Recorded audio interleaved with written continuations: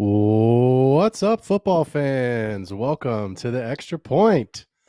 I am your host, Phil Ruskin. Super excited to have you all here tonight. Let's get into it, man. I'm stoked. Want to just start here, just kind of at the top. Welcome to the Extra Point. This is my inaugural show. Really excited to have this opportunity. So, I want to first shout out the guys at Get Right Fantasy Network. Really excited for them to be working with them. But to be honest with you, super excited to have the opportunity to just continue to be a part of their platform. Obviously, as I build out my own content, we're going to be getting into all things Dynasty. So, we're going to cover tips and tricks tonight. We'll go through a lot of Dynasty startup strategies tonight. I think one of the things that's really important to understand is that everybody's got a different strategy. There's no right way to play fantasy football, especially Dynasty. Everyone sees values differently. But it's really cool to go through and just kind of get some different takes on how to build a roster. What is your roster construction going to look like? Ideally, what we want to see is, different player takes and have healthy debates. That's what builds the community. So, really stoked to have the Get Right Fantasy group behind me, as I feel really good about just obviously what we're doing on Mondays and Fridays. If you want to come draft with us, you know what to do. Hit that subscribe button. Come jump in. We'd love to see you in one of our upcoming drafts. We'll have one tomorrow night. The spots are full. But we're really excited I'll be doing some commentary. So we're really excited to have another draft. I think Classic Mike will be hanging out. I know my buddy Kendall will be back from vacation. And of course, Rasta holding it down for Get Right Fantasy Network. Couple announcements up at the top. Hit that subscribe button, guys. Y'all know we're trying to build up a community, trying to build a following. So jump on to the Extra Point on the YouTube. Make sure you hit that subscribe button. That would obviously help out. Follow me on Instagram at the_extra_point_FFB.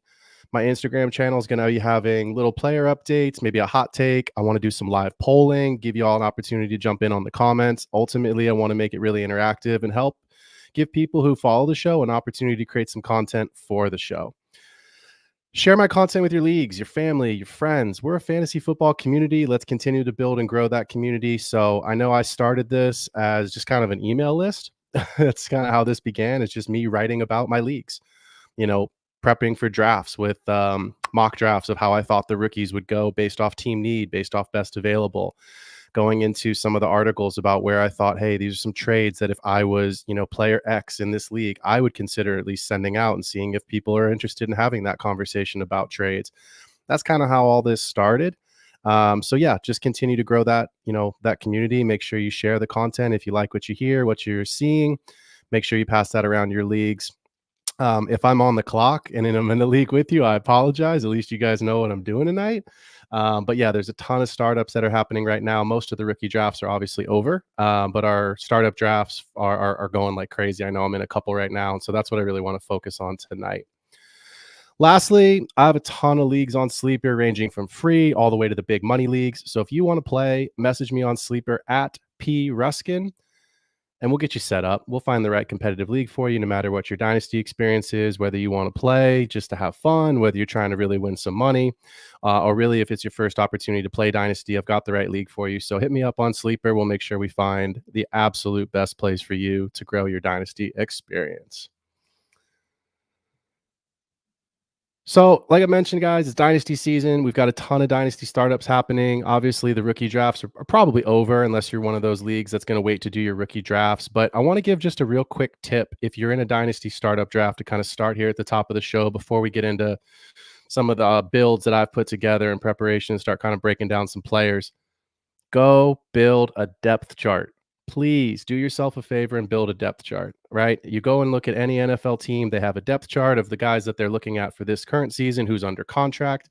They've got a big board for their drafts. You all should have one too. One of the absolute easiest things that you can do is to build a depth chart, build it on your phone, build it in Excel, build it on a piece of scratch paper. I don't care. But to be honest, it completely transformed the way that I look at my roster. It's transformed kind of way that I look at values of players. And when I'm in a draft, sure, you can go on Sleeper and just kind of look down your roster build and see who's there and say, oh, okay, I've taken 4 running backs in a row. I should probably grab a wide receiver. Maybe.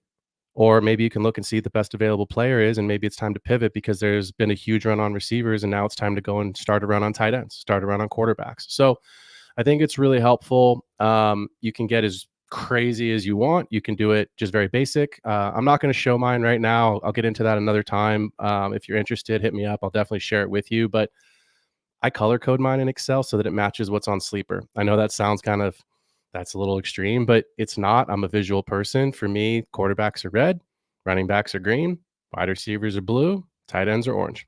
Pretty easy for me to plug and play. So once you build that depth chart, now you're obviously ready to start drafting. And what I want to get into tonight is just a couple of different types of builds.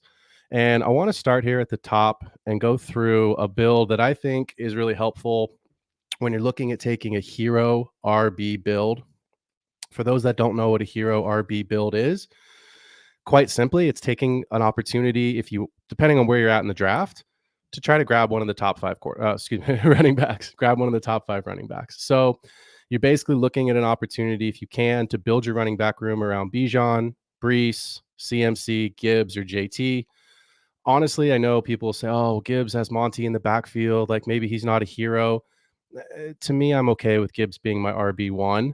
And for the ageists among us that are saying, oh, CMC is not the running back to build around. He's old. He's 27. Let me remind you of CMC's finishes. RB11, RB3, RB1 in Carolina. RB 51 and 39 in 2 injury seasons, RB2 and RB1 in his 2 years in the Bay Area. CMC is someone you can build around. I play Dynasty in a 2 to 3 year window. I hope that's what you're doing as well. I'll talk a little bit more about what that means in a second, but Christian McCaffrey is going to be the guy in San Francisco for 2 or 3 more years. You can absolutely use him as a hero RB and go ahead and build your team that way. I'll also show you guys tonight a little bit of zero RB. I know that's an old term. Everyone's familiar with it, but zero RB kind of originated back in the redraft days when people were starting to see more quarterbacks and wide receivers getting pushed up the board.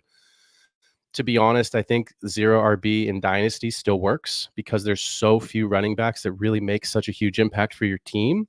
If you miss out on the top 5, maybe 6 guys, depending on where how you have your own tier rankings done, you can go grab a couple of those middle guys and still build basically out the best wide receiver and best quarterback class, maybe throw in an early tight end if you want.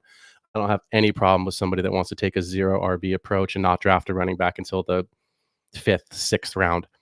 To me, that's totally fine. It's a great way to build your team. Last thing, if we have some time tonight, I always want to try to keep it to an hour, but if we have some time, I do want to go through Superflex and give you all just kind of an idea of the hero quarterback approach. And what I mean by that is quite simply the people that are taking, quarterbacks with their first 2 picks. I don't love it, but my opinion doesn't always mean that it's not right for you. So personally, I think you're giving up a lot of value. So if we have some time, we'll kind of dive in and show a little bit of what a hero, back-to-back first round, second round at that 1-2 turn team could look like. Yes, you may have solidified the quarterback position for the next 10 years, awesome. But I think at the end of the day, like I said, I play Dynasty in a 2 to 3 year window. Guys get hurt. Guys change teams. Situations change. Aaron Rodgers played 15 seconds in 5 plays. Now I understand he's a little bit older, but at the end of the day, ultimately what I'm looking for is who's going to hold their value going into next season in case I need to trade him or move on. So I've got a lot of stuff coming over the next couple of weeks to talk about trades. We'll talk about player values. We'll talk about the nuances of, this guy versus that guy, especially as we get into kind of these second tier of wide receivers, the Jalen Waddles, the Chris Olaves, the Michael Pittmans, the Devonta Smiths, guys that are good, that are on contracts, that may not be the number 1 guy for their team. Drake London, how do you separate those guys? That's what the extra point is all about, is trying to find the little differences that actually make the difference between a winning roster, a championship roster, and, I think I might be contending for the playoffs this year versus, what, this isn't for me. I'm going to have to blow it up and maybe make some trades and start playing for the rookie draft. So we'll cover all that in the coming weeks. Before we get into some of the content, Classic Mike, what up, man? Love to see it in the chat. And then James, what's up, man? Big Chungus, my guy. I love the shout out, man. Appreciate it. If you're in the chat, show some love. Love to interact with the group. I'll be bringing guests on the show. Not you don't have to all listen to me talk every week, but definitely going to getting some guests on the show. If you're interested in jumping on, shoot me a message on Sleeper. I know James hit me up today. He's definitely wanting to come on, so he and I will connect, and we'll see if we can't find a little bit of content that he's passionate about, and he and I will go back and forth, maybe have a debate on Kyron Williams. I know he and I made a little trade for Kyron Williams, talking about values for players there as well. I got started in fantasy football, man, probably when I was in high school. It was really new. It was like barely even a magazine back then. What's up, Rob? Good to see you, my guy. Um, yeah, I think it's really cool because Rob's in here right now. Rob knows this, but like my oldest league is my college league that I've been playing in for, well, I won't tell you how long because that'll tell you how old I am, but a lot of years, a lot of years. And it's cool because it's, guys live all over the country. It's kept us together. It's a lot of fun to just, in August, September, it's a keeper league, which is basically a glorified redraft league. But it's cool because it's all guys that I play college soccer with. It keeps us together. We jump on a Zoom call and do the draft, live since we can't all be together. But I think it's a really great way to stay in touch. We keep the group chat going. So that's kind of how I got started in fantasy. And then my dynasty experience started about 4 or 5 years ago. I coached college soccer for 7 years. So I coached at 3 different Division I schools. And within that, I was in charge of recruiting. I was in charge of scholarships. And so I was basically helping our head coach build out, a roster, build out a depth chart. And so that's kind of how my brain works. The analytics sort of, I love numbers. I love to go jump into the data. I'll be using a lot of data in my shows. But that's kind of where my depth chart started of like, okay, if I have Amon-Ra St. Brown as my wide receiver 1 and Chris Olave as my wide receiver 2, should I pivot and go find, a good running back here? Because I feel like I've got 2 really solid guys up top. Just a quick example. But I think that's kind of how Dynasty started for me, was that opportunity to really jump in and just say, hey man, this is something that my brain naturally does. Obviously, the dynasty community it's not new, but it is still new for some folks. I think you've got a lot of folks that are in redraft leagues, that are in keeper leagues, that are just, excuse me, starting to transition into dynasty. And so that's what tonight's show is all about, is really trying to find an opportunity to not educate, but just to talk through like where I see some value in players, some different builds. So let's jump in. Let's take a look here. And we'll start tonight with a 0 RB 12 team, 1 quarterback PPR league. So give me just a second here.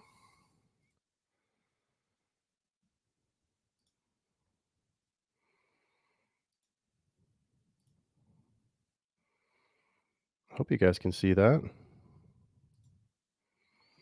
Yeah, perfect. There we go. So I actually chose to draft here. I wanted to jump right in the middle of the draft. I thought it would be the most difficult. Obviously, I don't have a short turn anywhere on either side of the board. Caveat, of course, this is not about trading. I know when you're in a snake draft, obviously you're going to have the opportunity to trade. You're going to see a ton of trades. Where you are in the draft is obviously not every single pick that you're going to have. So take what I'm showing with a little bit of a grain of salt. I'm a big auction guy. To me, it's just me planting my flag for a minute. I believe every dynasty league should be an auction startup. You have access to every player. You have a budget. If you're at the 101, you can see here we got JJ and CD Lamb, going off the board here at the 1-2. I'm at the 7 spot. I would never have had a chance to draft those guys in an auction league. If I'm really passionate about one of the alpha of alpha receivers, to me, the alphas are JJ, CD Lamb, Jamar Chase, and Amon-Ra. I have a chance to do that in an auction league. Whereas in a snake draft, you're kind of pigeonholed into the specific part of the board where your draft position is, unless you're going to trade. So for those that are newer, again, you got your handy spreadsheet. But let's take a look, right? So this is my 0 RB at the 7 spot. The value here, I took Amon-Ra. If you don't know that Amon-Ra St. Brown's good at football, this fantasy football is probably not for you. But look, I think to me, Amon-Ra is the last of the alpha tier.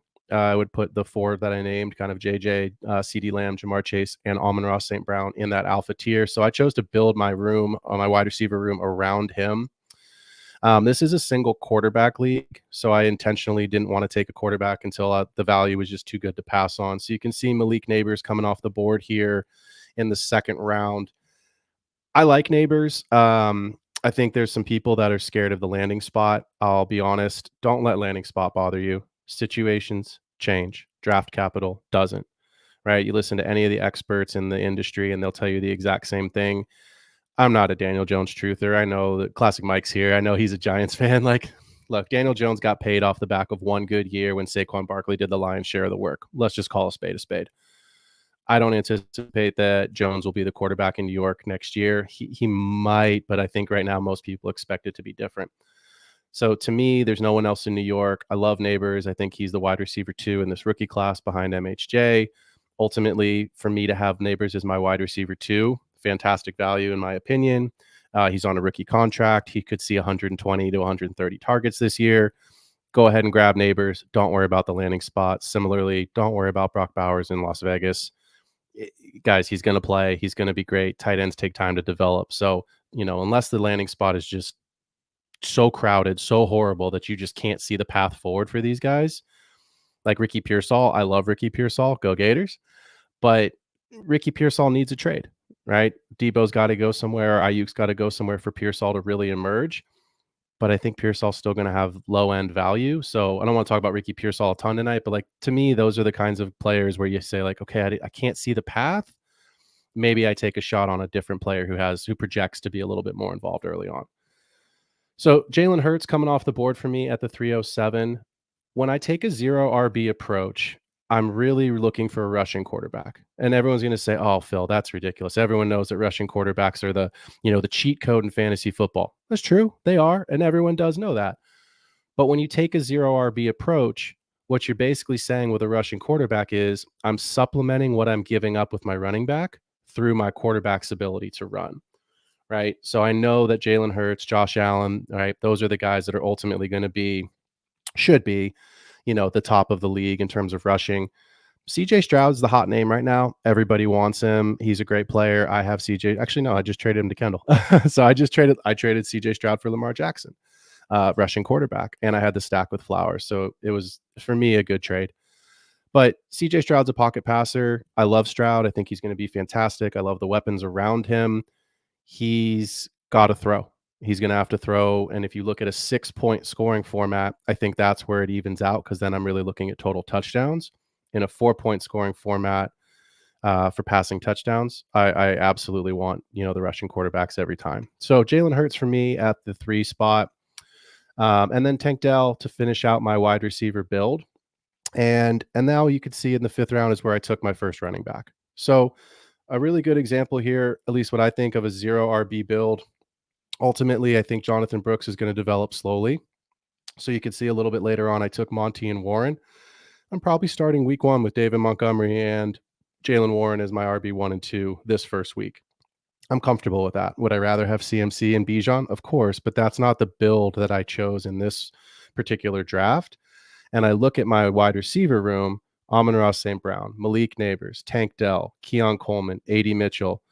I'm very, very comfortable with those players. I've got some rookies mixed in with some guys that I know have shown that they are special at the NFL level. And ultimately, what I'm looking for is, are these guys going to hold value? And so one of the things we'll talk about in the coming weeks is we'll talk through a ton of trades. Where do guys, project? How do they project to play for this season, but also for the next 2 to 3 years? If you look at this roster and you say, okay, Marshawn Lloyd may not play a ton this year. Josh Jacobs is the guy in Green Bay. Dameon Pierce, I threw him on there in the 14th round. I don't know that I buy the coach speak of Mixon and Pierce are a 1-2 punch. I think Mixon's the guy. Mixon's got the contract. Ultimately, what I think for Mixon is that Pierce may spell him on 3rd down here and there. He may spell him, for a drive or 2. But I think Mixon's the guy. So if I look, and I don't know if you can see my mouse or not, but someone that may panic and go, well, hold on, Brooks may not be ready, and you're just having Monty and Warren. What are you going to do with a running back? A.D. Mitchell, Romeo Doubs, Malachi Corley. That's my running back. As soon as one of those guys pops off in the first couple of weeks, preferably not Mitchell because he's a rookie, but if Romeo Doubs has a good week or 2, or if Christian Watson's hamstring flares up again in Green Bay, and it could, that's a great opportunity to sell.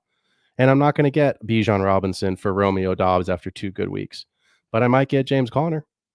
And James Conner is going to be useful this season. And if I'm a team that's got young talent at wide receiver with a quarterback that I feel obviously under contract, Jalen Hurts, that's okay to me. If I find an older running back and I need him for, a playoff push, or I'm going to find an opportunity to really try to get into a championship game, to me, that's okay. So as I keep going through this roster here, Keon Coleman, I want to pause on Keon Coleman because I think there's a lot of players, fantasy players out there that they have some questions. And to me, Keon Coleman, first of all, I love the kid, just the personality. Jump on YouTube, jump on Instagram. The kid's funny, man. I just like him as a person. I always like to see players that I personally like. I want them to succeed. But I think he's good. I was a little hesitant. He had some things on the tape from Florida State I didn't love. He's a basketball guy. He's from Michigan State. He transferred in late to Florida State, so he's not played a ton of football, but there's so many targets that have gone out. I think my memory's right. It's like 24% was the target share that Stephon Diggs vacated just by himself, and it was something like 19% um, for Gabe Davis. So there's opportunity there. Obviously, I think that James Cook and Dalton Kincaid are the big winners when it comes to who's going to be mostly absorbing those targets. Classic Mike, thank you. 241 targets. No Jones truther. Yeah, no doubt. But I think at the end of the day, what you're going to see, is Keon Coleman's going to have a big role. I think he's going to be really involved. I don't know if he's going to be involved super early. He's going, you can see right now, this is I did it against the computer. He's actually really going in like the 5th round when you're drafting against other folks. But for this particular draft, great value there in the 6th. So I started this draft through 6 picks with 1 running back. So then I know, okay, I took a 0 RB approach. I'm going to grab Monty and Warren. Obviously, they're number 1Bs in their offense. Jalen Warren might be the 1A. But with a 0 RB approach, that's what you're looking for. I have Gibbs in a ton of leagues. I don't have any shares of Najee. I've made sure he's not on my rosters. I won't manifest anything into the universe, but you all know what I'm about to say. If situations change and David Montgomery is the only running back there, and you love that on a Lions offense that projects well, they project to score well. So on paper, with a 0 RB build, I'm very, very happy with Monty as my RB2, even if Gibbs takes the projected leap forward, which of course we all expect him to. So AD Mitchell, Dallas Goedert, Romeo Dobbs, and then I end with Marshawn Lloyd, Corley, and Pierce. Marshawn Lloyd to me is really interesting, and I think it's important to talk about him for a minute or two. If you're on the clock late, grab a share or two of Marshawn Lloyd, and here's why. Josh Jacobs did not play well last year. He just didn't. And I think a lot of folks are, oh, well, it was a different year. The Raiders weren't very good. The offensive line, the quarterback changes, the coaching changes. Sure, all that's true. He's on a 1-year contract, guys. Yes, the contract is 3 years, but it is a 1-year contract where the cap hit is not very much going into year 2, and the Packers throw the ball. So yeah, he could be involved. He could be the guy, but if he's not the Josh Jacobs that led the league in touchdowns, if he's not the Josh Jacobs we saw 2 years ago in Las Vegas, Marshawn Lloyd's going to get to play. So I think it's an insurance policy that probably isn't very expensive. I would buy it and hold it. Worst case scenario, you throw him on your taxi squad, you throw him on the end of your bench, because that's what Dynasty is. You've got guys on the end of the bench that just are going to be on your team that ultimately may not play at all, because that's what everyone's Dynasty team looks like. But again, I go back to this. If Jacobs goes down, if Jacobs doesn't play well, there is a path, and I see the path from Marshawn Lloyd on an offense we like in a division that we love. The NFC North should be what should be on paper, shootout after shootout after shootout. I'm buying Marshawn Lloyd. I'm sticking him on my bench, and I'm hoping for the best. And ultimately, I think he's going to hold his value into next season. Running backs, obviously, we know they have a shorter shelf life, but at the end of the season, if Josh Jacobs doesn't project to be massively involved in Green Bay next season, I think you're going to see a lot of people in your league trying to trade for Marshawn Lloyd. And if he doesn't project well on your roster because you're loaded, trade him and grab an extra rookie pick. I think that's the best way to do it. Anybody in the comments, feel free to jump in. What do you think about this 0 RB build in a 12 team? I'd love to get some thoughts from the group before we jump into a 10 team 2 quarterback super flex, because I know the super flex community is patiently waiting for me to jump in on a super flex league.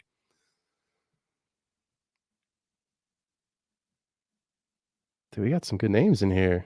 Kendall back from vacation. Kendall, you catch some fish, man?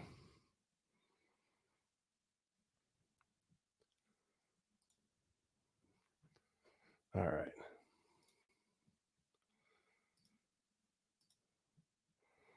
Let me jump in. We'll talk a little bit about a hero RB build, 12 team. Thanks, Vike. Appreciate you, man. Says, big fan of your running back values. Appreciate that. I know me and Victorious in a league together, and man, in that league I'm rebuilding. So rebuilds are fun. We're going to do a whole show on rebuilds. I think there's a lot of people that are scared to do rebuilds. Oh, I just, it's not going to be any fun. I'm not going to win. Yeah, it's true. You're not. But at low key, I actually think rebuilding is more fun than obviously you want to win. But I think it's more fun than being just kind of in like the middle of the pack, hoping and praying that you get a good week to put you over the top to push you into the playoffs. So we'll do a show on rebuilding. Honestly, rebuilding is all about trades and value, and that's what Dynasty is all about. So for me, that's super fun. That's what we're doing. That's what we like to play. All right, so let me just go ahead and add this one here. Hopefully you guys can see this as well. So this is a super flex 12-team hero RB build. Again, that hero RB meaning that I'm taking one of the top 5 guys that I know I can build my team around.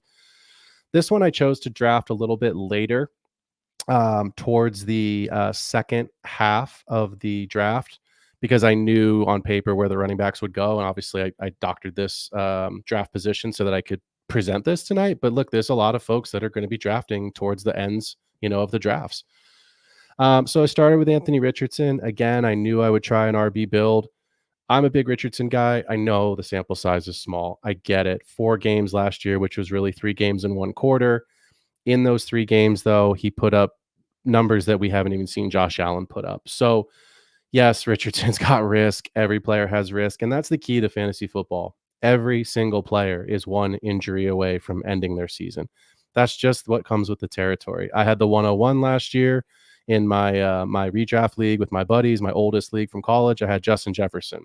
Guess who didn't make the playoffs? I took Nick Chubb in the second round. My first 2 picks didn't play more than 2 games. So that's just how it goes sometimes. But I do think that ultimately what I wanted to do here is, because I knew I was going to go with this hero RB build, is I wanted that rushing quarterback again. I wanted to inject more rushing yards into what I felt was going to be a weaker running back room. I took Jahmyr Gibbs here over Johnny Taylor. Johnny Taylor to me is a great player. I love him, but I didn't want Richardson and Taylor on the same team. So I chose Gibbs as my hero RB. And I actually felt like in a super flex league, I usually try to wait on quarterback. I didn't really want to take Dak that early, but it just kind of felt like the value was there.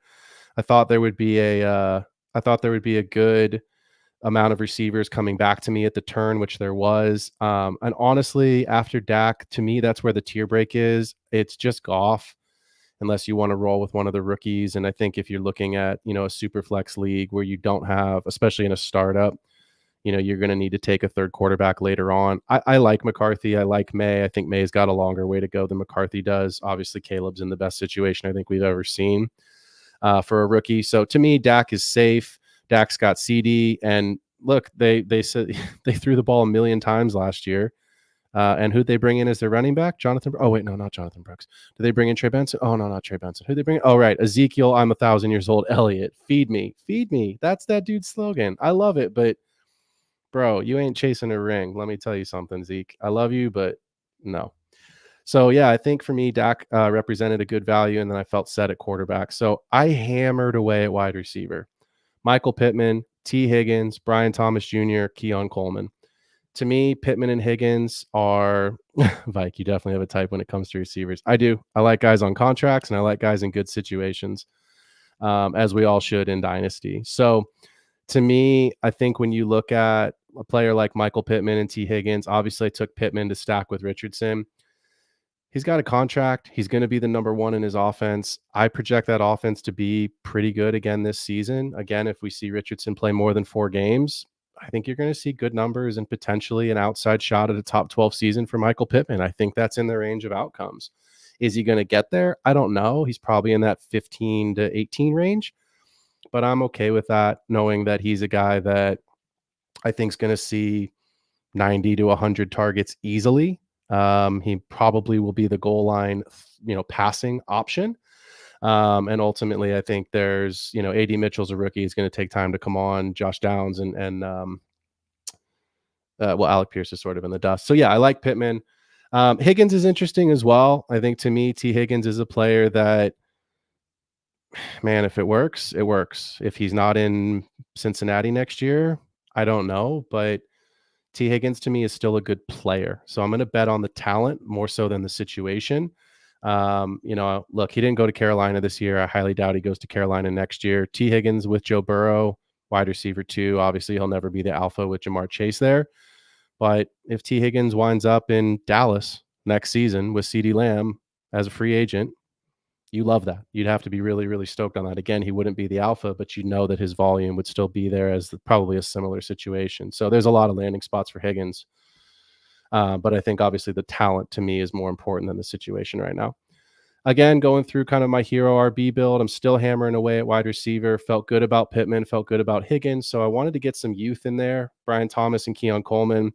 Talked a little bit more about Keon Coleman just a couple minutes ago in the last build. So I want to talk about Brian Thomas for a minute. Look, Calvin Ridley vacated, and I should have written this down in my notes, but Calvin Ridley vacated about a 24% target share as well.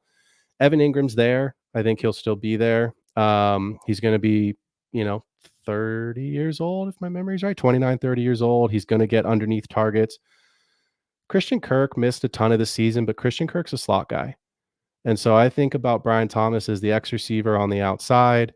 Obviously had a really good career as kind of the wide receiver 2 or the wide receiver 1B at LSU to Malik Neighbors. But I like him. I think he's a good player. He's going right around kind of that 107 to 109 range in the rookie drafts, which to me says players are high on him. They think he's going to be involved pretty early on. They think he's going to be a good player. And ultimately, I like Christian Kirk. I think he'll still be the one in that offense. I think Evan Ingram will be fine, but I don't trust Gabe Davis. I've never trusted Gabe Davis. I think Travis Etienne will be fine and catch passes out of the backfield. I'm not buying we're going to reduce the workload. And so I think for me, Brian Thomas Jr. is a guy that as a rookie, if we can see 750 to 800 yards and 5 touchdowns, I think that's enough that he's going to hold value into next season where you'd feel really good about him taking a second year leap. Or if you really want to cut bait, trade him. I traded JSN after one poor season, and I feel fine about it. I ended up flipping JSN plus Achan and something else to get Breece Hall and another player that I've forgotten. We'll talk about that a little bit later in another show make sure you always write down your trades, and I write all of mine down. I just don't have them all in my head. But I didn't coming back to my build, I didn't take an RB2, you can see, until round 8, and that's Trey Benson. And so to me, Trey Benson isn't going to play a ton this year, barring a Connor injury. Connor will get hurt, but I love the upside. I love what Arizona's doing on offense. Kyler Murray's healthy. We all know who Marvin Harrison Jr. is and what he's capable of. Trey McBride should be the second, wide receiver in that offense. I think Trey Benson is set up to have a monster sophomore year.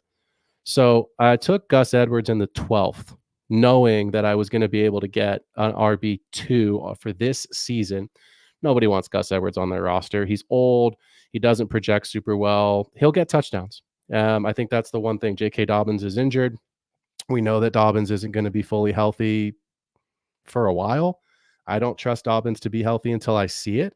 So ultimately, at the end of the day, I'm okay with Jahmyr Gibbs and Gus Edwards until I can see something from Benson or Corum be more involved. This is a really wide receiver heavy team. And again, for those that are, Phil, you don't have enough wide, this is only a 14-round draft. Obviously, most of your dynasty drafts are going to be in the 25 to 30 range. But Phil, you don't have enough running backs. You're not going to win. You can't win. Xavier Legette and Jahan Dotson are right there. That's my running back.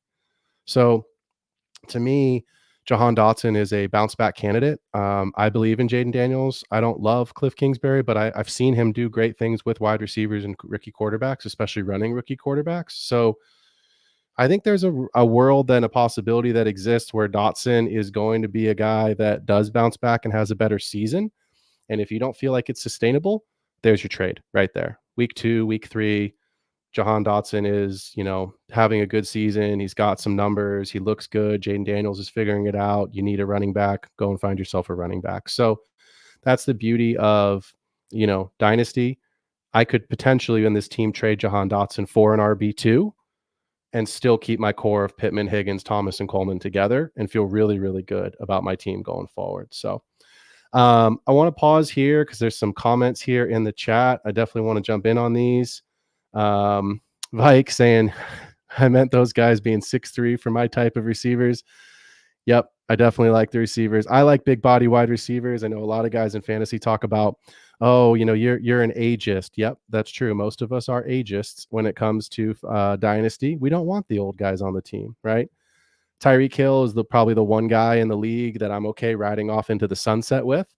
Um, I'll I'm okay holding the bag on that one. But for me, yes, Vike, I definitely want guys that I think can be contested catch and their body's not going to break every time they get hit.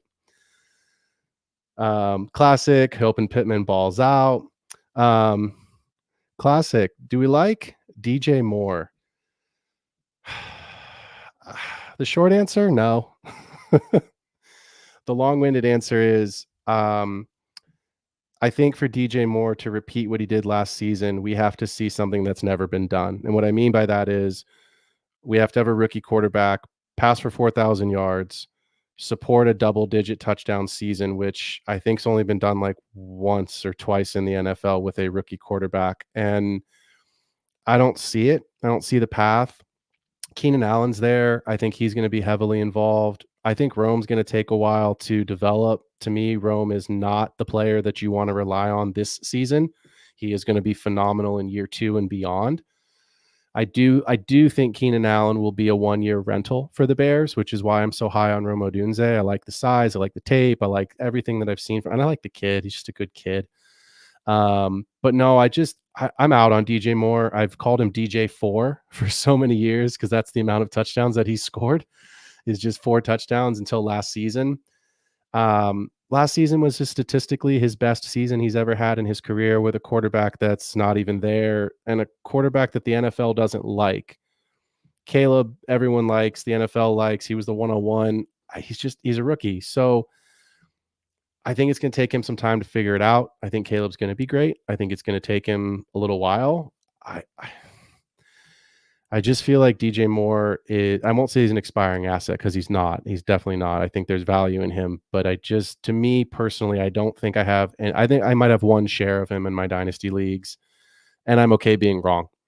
And he's one of those players that I'm okay, so if he blows up and has just another monster wide receiver one season, I'm okay with that. I'm okay saying to the manager, hey man, DJ Moore's crushing it for you. And maybe I'll trade for him at that point. But to me, I would rather invest into a player that I feel a little bit stronger on than hitch my wagon to a DJ Moore season with a rookie quarterback with more mouths to feed in an offense that there's a lot of targets that have to be shared in that offense.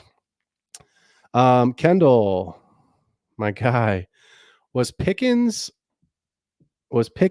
something about, was Pickens in the 6 and did you look at him versus BTJ? He likes BTJ there, but he's finding that a few shares of Pick. Yeah.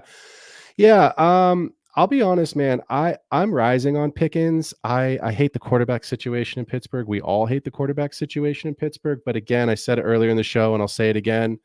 I like the talent of Pickens. So I'm going to bet on the talent more so than I'm going to bet on the quarterback situation. The reason that I chose BTJ over Pickens in this scenario, to be totally transparent, I know who the quarterback is going to be in Jacksonville next season. Is guaranteed. Trevor Lawrence is going to get a contract extension, and whether or not you love Trevor Lawrence, I know he hasn't projected out to be that number one player that we've all expected him to be. Those numbers haven't supported that kind of draft capital, but he's still good. And he's still competent and he's still going to be a good NFL quarterback. And I think he's still going to support, good NFL wide receivers.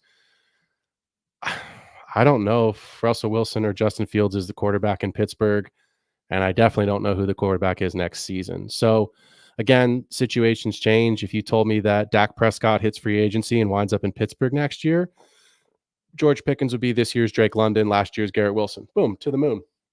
But I think for me with this build, they're both young. Thomas and Pickens, they're both guys that I like. I think they're both players that Pickens will have the better season, I think, this year. But ultimately, when I was choosing this build, I wanted a little bit more youth with that quarterback security.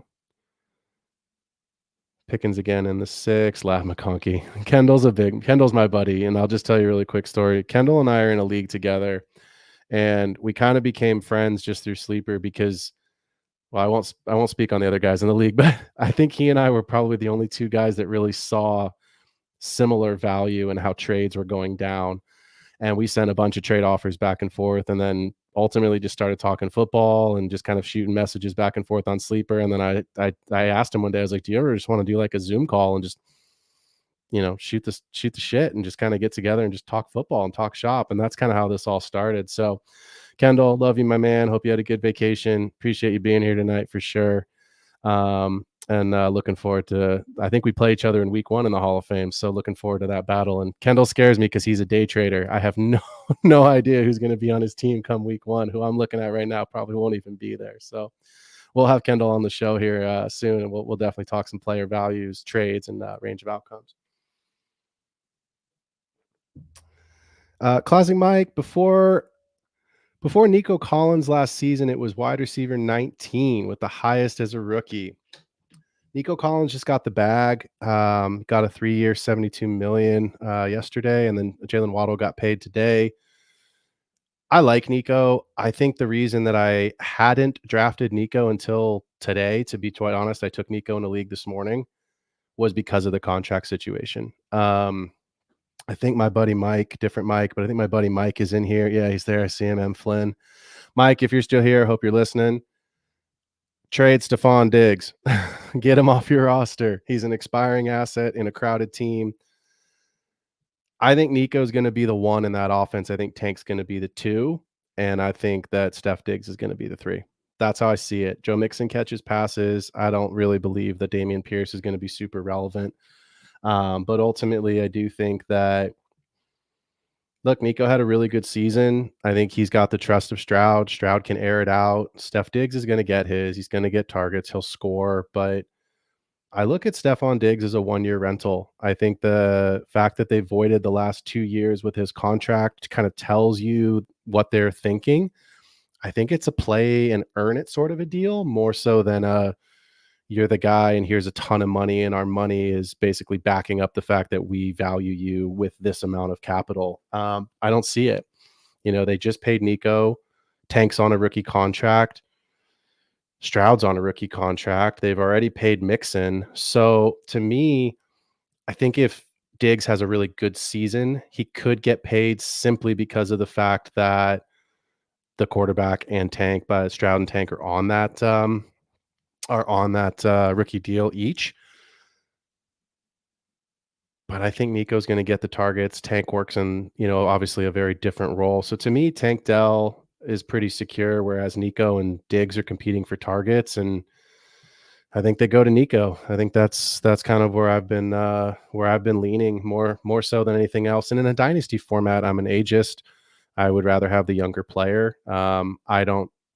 If Josh Allen couldn't support a wide receiver 1 season for Stephon Diggs with no target competition, I don't see a path where CJ Stroud supports a wide receiver 1 season for Diggs with Nico and Tank and Mixon. So if you think I'm wrong, jump on the show, man. I'd love to debate it with you. This is the kind of stuff that I really enjoy. But yeah, for sure, I think it's good value there, Mike, at the 405 with Nico, especially as my wide receiver.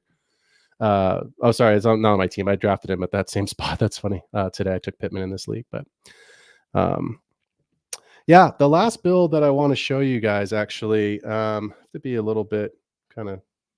Well, let me just do this. Let me read it off because it's a live draft and I don't want to show this guy's team because I'm not going to poo-poo on it, but it's not my favorite build.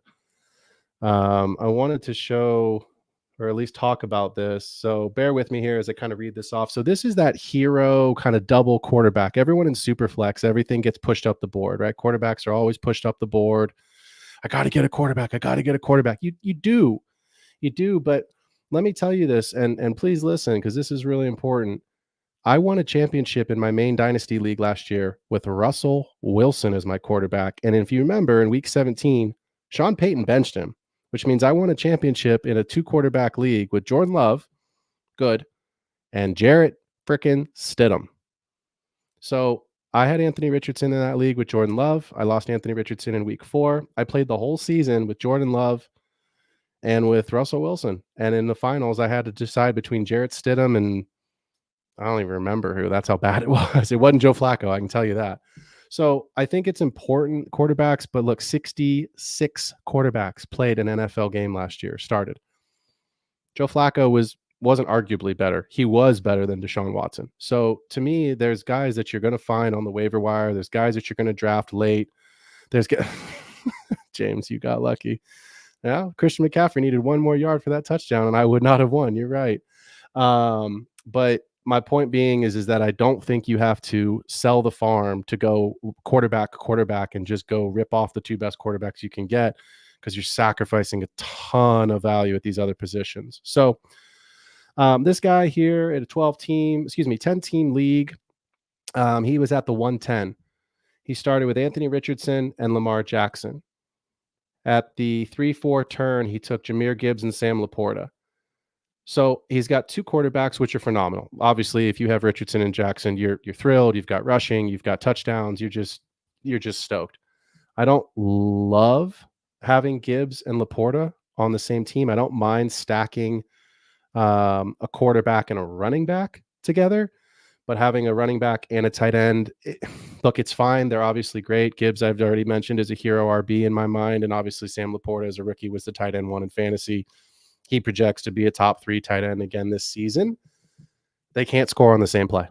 So to me, you want touchdowns. Touchdowns win fantasy football games. That is a rule. That's a hard and fast rule. Every single person in the world knows, hey, I've got to get touchdowns this week, because you can get Gabe Davis 1 touchdown. He can go 1 for 12 with a touchdown, and you can get Travis Kelce, who has 3 for 58, no touchdown, and Gabe Davis has the better day.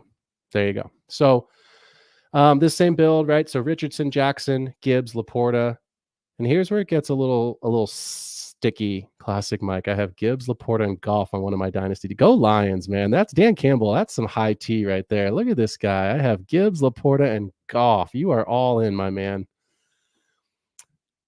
So this build here, again, his wide receiver 1 is Keon Coleman at the 5th round. Wide receiver 2, Xavier Worthy at the 6th round. Jonathan Brooks, Jaden Reed. It's a really young team. And I love the fact that at the end of the day, you want youth in your team, but don't go rookie heavy to the point where you just have only youth, because rookies bust. Ask yourself if you want Quentin Johnston on your team right now. Spoiler alert, you don't. So to me, at the end of the day, it's great to have rookies. I like to have a balance, but I also know if I'm looking for rookies, I want guys that are going to get volume. Volume and touchdowns are going to win me weeks. Volume and touchdown are going to win me ultimately championships. So to me, this build is really, really risky for this guy here, because he's got the 2 hero quarterbacks. I love it. I love Gibbs. I love his first 3 picks on paper. I love Laporta. I don't have any problem with it. His wide receiver room is Coleman, Worthy, Jaden Reed, Amari Cooper, and Jermaine Burton. They may not start. They may not even get the volume you expect. I don't project anybody to ever be a bust. We didn't project Quentin Johnston to be a bust last year, but we know that these rookies, they don't always pan out, and that's just the truth of it. So at the end of the day, when he took Anthony Richardson at the 110, great. Let me read you some wide receivers that he passed on. A.J. Brown, Tyreek Hill, Garrett Wilson. Here's running backs that he passed on. Breece Hall, Bijan Robinson. Now, this was a 3rd round reversal, so he was able to get Jahmyr Gibbs at the top of the 3rd round instead of having to wait until the back of the 3rd round. But ultimately, if it hadn't been a 3rd round reversal, you're missing out on all of the running backs. You've missed out on the elite receivers. You've missed out on the 2nd tier receivers. I just don't think you have to build this way in a super flex league. I'll give you a really good example. I'm on the clock in this league here. Give me a second. Where are you? Yep. I took Kyler Murray in the 3rd round as my quarterback 1 with Amon-Ra St. Brown and A.J. Brown. So I'm really happy with that. Obviously, I would rather have, Patrick Mahomes or, one of the, the top receivers, but Justin Jefferson, CeeDee Lamb. But at the end of the day, to get Kyler Murray in the 3rd as my QB1, very, very happy with that. I ended up taking Jared Goff to stack with Amon-Ra in the 5th, maybe even the 6th. I have to go back and look at that roster. Jared Goff was QB1 last year. Baker Mayfield was a QB1 last year, and nobody wants Baker Mayfield on their team. So it can be done. I think at the end of the season, when you go back and look It'll be a rough ride for certain players. Baker Mayfield, a great example. It's not sexy. It's not a pick you want. But look, Justin Herbert, Joe Burrow, Anthony Richardson. I mean, these guys missed a ton of time. Kyler Murray, these guys missed the majority of the season last year. So when you look at some of these players, you're talking about guys that like second round draft capital. That's fine. But look at what you're giving up. And I think that's something that's really, really important is like, hey, what could I build? Who can I build around when you jump in? So in these super flex leagues, I think it's really important that you take maybe a hero RB and a hero QB build and throw a guy on the back end of your roster. Throw JJ McCarthy in the middle of the 7th round on your roster as your QB2. JJ McCarthy is going to be fine. I know that there's speculation about he didn't do it at Michigan. Oh, he's a game manager. Well, he doesn't do this. He doesn't run. He doesn't. You know what? All that's true. All that's true. But at the end of the day, do you believe in Justin Jefferson? Because I do. Do you believe in Addison and Hawkinson? Because I do. And Kevin O'Connell is a great play caller? Yeah. So if JJ McCarthy sucks, it's because JJ McCarthy sucks. It's not because the team around him is bad, right? If Drake May sucks, maybe it's because the team sucks. That's the truth of it. There's nobody in Detroit. I don't know if my buddy Jesse's here tonight, but Jesse's a big Patriots guy. Sorry, Jess. Patriots ain't going to the playoffs. So I think at the end of the day, Drake May's got a really long way to get there. But yeah, if you're going to go for, a hero quarterback build, JJ McCarthy in the 7th round, fantastic. I think you're going to get a really good player who's going to give you QB2 numbers, and that's kind of what you're looking for. And after that first round quarterback, you can go get 5 really, really quality players to build out depth in your wide receiver and your running back room and still get a QB2 on paper. Classic Mike. I have Baker, Goff, Purdy, and Allen. Who do I play? Well, if you have Allen, and I'm assuming it's Josh Allen, I think that's pretty easy. Interesting though, because if you have Baker, Goff, Purdy, and Allen, Mike, is this throw it in the chat, man? Is this a 2 quarterback super flex? I assume it is. Otherwise, please don't have 4 quarterbacks on a 1 quarterback roster.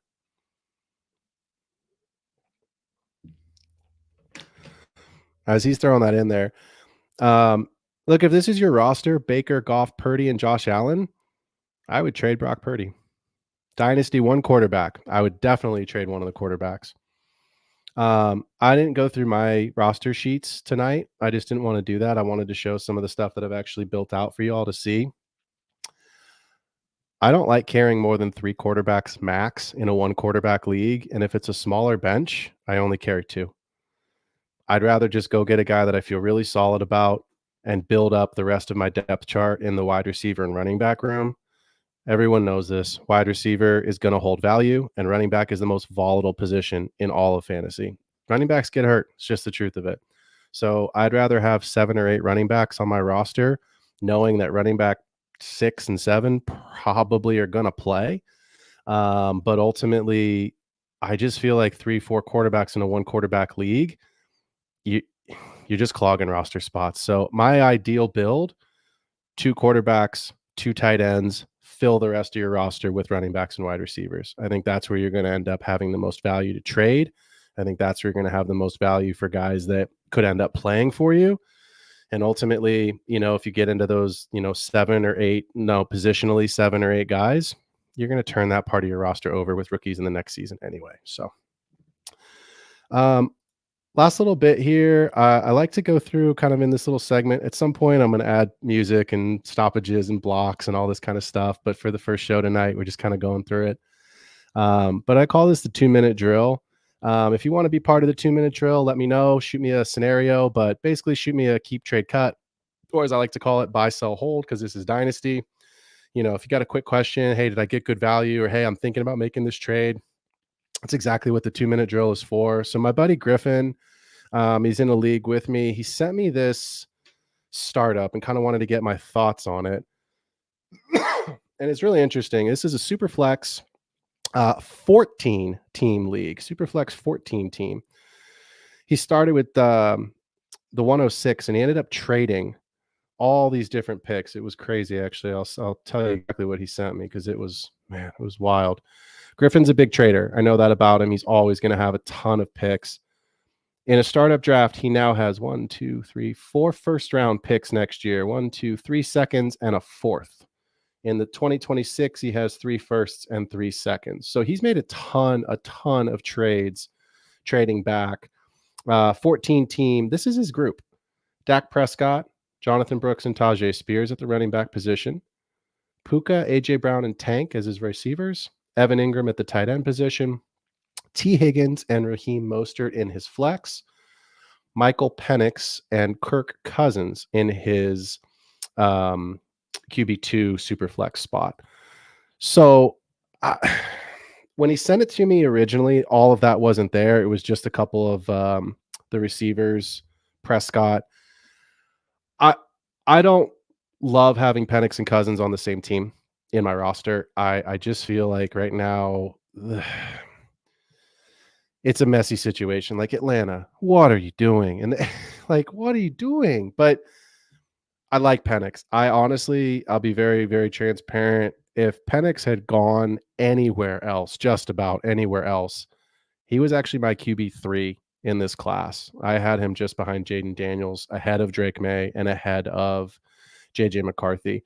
Yes, he's old. Yes, he's had a bunch of injuries, but the guy can sling it, man. He's a really, really good passer. At the end of the day, I think he's probably the best pure passer in this class. I know I'm not alone in that take. I think it's hard to have Penix and Cousins on your roster for 2 reasons. Number one, you've lost a roster spot. Number two, I don't really know what their trade value is right now, and that bothers me because I think the problem is that trading Penix is kind of like trading for Justin Fields. You think he's going to play, but you just don't know when. And that's I don't even know what I would give up. I can't give you a valuation because I honestly don't know what I would give up for Penix right now. I think it's challenging. Cousins is kind of the inverse of that. You know, he's going to be good, assuming he's fully recovered from the Achilles. And ultimately, at the end of the day, my biggest question about Kirk Cousins is his age. Like, what's his value going to be if he's old, it's not high. If he gets hurt, you can't trade him. If anything goes wrong and he's just not playing well, and somehow Raheem Morris says, well, we got to see what Penix has. Like, I just don't see the value in a trade right now. I think your window to trade Kirk Cousins to trade for him was obviously this summer before the draft. I mean, Drake London and Kirk Cousins to the moon. So that's the only part of this roster that I have some questions about, Griffin. What I will say is this. I love what you did in terms of how you built your team. I love the draft picks. I'm going to do a whole segment in one of my upcoming shows about how draft picks are currency. They are. At the startup draft the best team that you can get, draft the highest value assets you can get, start to trade, start to manipulate the board to get yourself the best team you can. But after the startup draft, you get 3 or 4 picks, whatever your rookie draft is going to be, and everyone gets the same amount. So to me, you've got to get more picks. And I know Griffin, like I said, he's in a league with me. He's got a ton of picks in our league too. The caveat to my I love picks is eventually your picks have to amount to something, right? It's one that you always see. I'm not saying this about Griffin specifically, but there's always one guy in every single league. And if you can't figure out who it is, it's you. But they just have all these picks and they never amount to anything. Well, if you have all the picks, chances are good that your team's not very good. Probably because you've traded away a ton of stuff to get first rounders and second round picks, high value draft capital. At some point, you have to translate that into actual players that are going to produce for you on the field. I think it's one thing to go and say like, oh, I've got all these picks and my dynasty team's going to be built for 5 years and I can put it on autopilot. That's just not true. Like I said, dynasties played in a 2 or 3 year window. Values change, situations change. I mean, there's countless examples that you can go through in the NFL of guys where you can say, wow, man, all of a sudden after one season, it's like, oof, Antonio Brown. When he was a Steeler, probably the best player you could have in fantasy. Those last 2 or 3 years of his career, besides the comedy that he provided us, CTE is real. Antonio Brown just fell off, and that's just what happens. So at the end of the day, Griffin, I'd love to see what you turn some of those picks into over the next 6 months, 8 months as you start to trade and start to, position your team for this season. But I'd also like to see what you get out next year. And maybe I'll have him, see if Griffin wants to come on the show and we can talk a little bit about, currency and value of picks. Because I do think there's a ton of content there that would value a lot of the dynasty players. So Well, it is that time. As you all know, this show is called The Extra Point. I try to end each article. I do a ton of writing. Obviously, this is my first video cast, but I like to end with The Extra Point, which basically is the namesake of the production, where I showcase a player, make a bold prediction, highlight some notable statistics. So tonight, I want to talk about Isaiah Pacheco and why I think he is an awesome trade for Target. I traded for Pacheco in my main dynasty league last year. I traded for 2 years ago. Sorry, I traded for him on the basis of like, look, I loved what I saw. It's Patrick Mahomes led offense. I just want to take the chance. Patrick Mahomes offenses, what are they going to do? They're going to have chances to score touchdowns, and we already talked about it. Touchdowns win fantasy football games. The Chiefs ranked 15th this past season in average points per game, so it's not great. But the biggest critique, obviously, of the Chiefs was that their wide receivers suck, right? And now we know Rashee Rice has some legal troubles. We don't know how long his suspension is going to be. Xavier Worthy's a rookie. Kelsey's really the only threat. So to me, when you look at what the Chiefs had done over the last couple of years, Isaiah Pacheco obviously being involved, the 2022 Chiefs offense was ranked number 1 in average points per game, and in 2021 they were ranked number 4. So if they regress closer to what they have been, I think what you're going to see is Isaiah Pacheco, who was RB14 in half and RB15 in full PPR. I think he's got a real honest shot to be an outside RB1 this year. He's 24 years old. He's on a cheap rookie contract, 4-year for $3.79 million.